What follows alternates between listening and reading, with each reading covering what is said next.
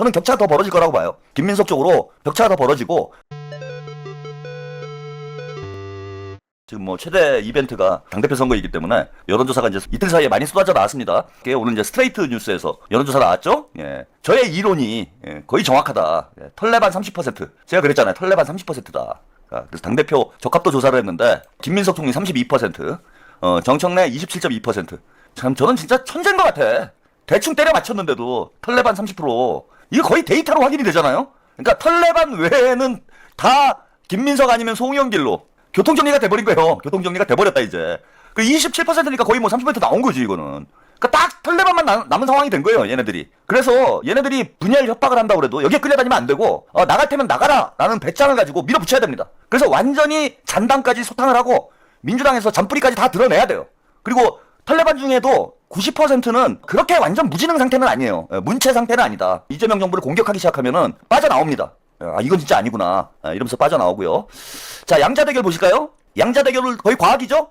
김민석 47.3, 정청래 31.6. 30% 과학이 또 나오죠.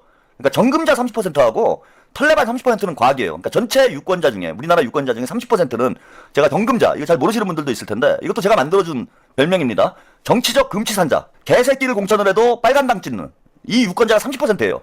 이분들은 자연적으로 밖에는 해결이 안 돼요. 그 다행인 거는 정금자들은 대부분 연령이 70대 이상이야. 정금자의 절반 이상이 70대 이상이기 때문에 자연 감소를 해요. 사람이 어쨌건 죽잖아. 자연 감소를 하기 때문에 정금자 문제는 우리가 해결하기보다는 하늘의 뜻에 맡기면 돼요. 자연 감소가 된다. 근데 털레반은 아직 많이 남았어. 털레반이 이제 50대 60대가 많잖아요. 그러니까 앞으로 30년 40년은 털레반은 생존이 가능해. 그래서 털레반은 자연 감소를 기대하면 안 됩니다. 이미 인공 감소를 시켜야 된다. 인공 감소. 우리가 설득할 사람은 설득하고 조롱할 사람은 조롱하고 고립시킬 사람은 고립시켜가지고 털레반이 제가 볼 때는 설득 안 되는 사람은 10% 정도로 봐요. 그 딴지에 미친놈들 있어. 그건 10%야.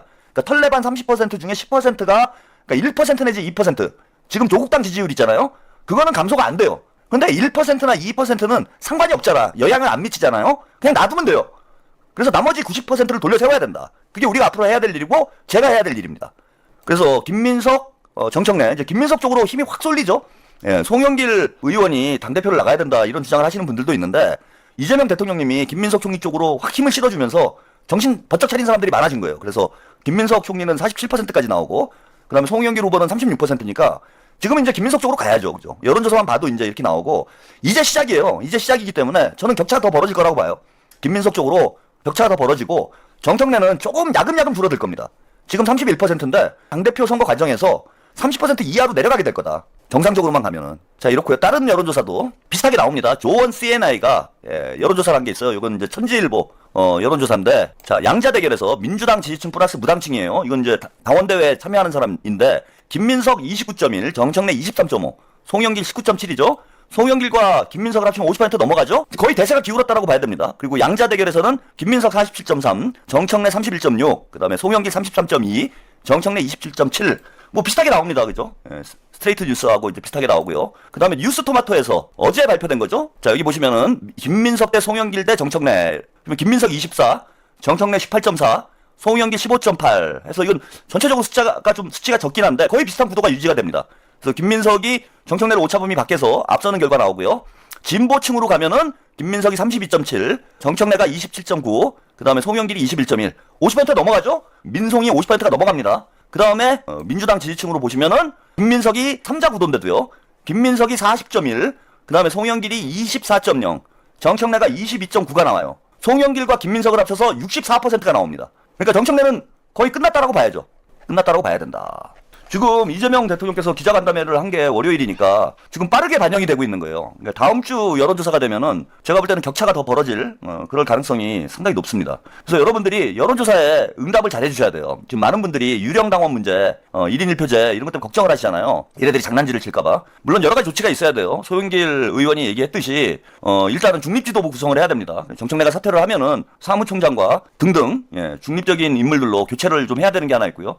두 번째는 여론조사 기관을 교체를 해야 돼요. 이번 지방선거 때 호남에서 여론조사가 많은 문제를 일으켰기 때문에 여론조사 기관을 공신력 있는 기관에 요청을 하든지 조정을 해야 됩니다. 그리고 이제 또 한 가지는 당원 전수조사를 해야죠.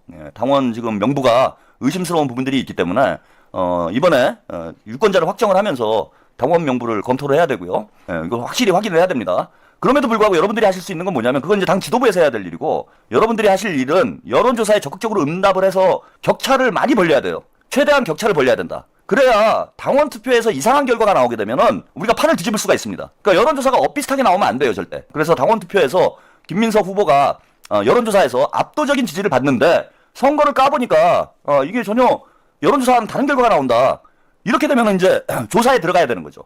그래서 최대한 여러분들이 압도적으로 이번에 김민석 당대표가 승리를 할 수 있도록 만들려면은 여론조사에서 압도적인 지지가 나오도록 여러분들이 도와주셔야 된다. 여론조사에서 7대3까지 나와야 돼요.